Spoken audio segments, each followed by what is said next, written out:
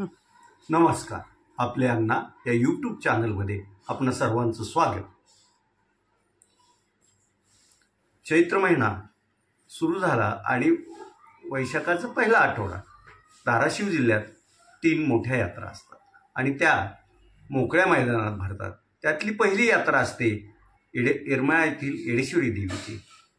चैत्र पौर्णिमेला मंदिरात छबिण्याची मिरवणूक झाल्यानंतर दुसऱ्या दिवशी सकाळी पालखी मंदिराकडून गावातील म्हणजे येरमाळा गावाच्या जवळील आमराईकडे प्रस्थान करते आणि त्या दिवशी चुनखडी वेचण्याचा महत्त्वाचा कार्यक्रम पार पडतो. आणि शक्यतो चैत्र म्हणजे पौर्णिमेच्या नंतरची येणारी पंचमी किंवा षष्ठीला पालखी परत डोंगराकडे म्हणजे मंदिराकडे जाते. या यात्रेच्या दरम्यान चुनखडी वेचण्याच्या दिवशी या वर्षी तर जवळपास 12 ते 15 लाख भाविकांची गर्दी झाली होती.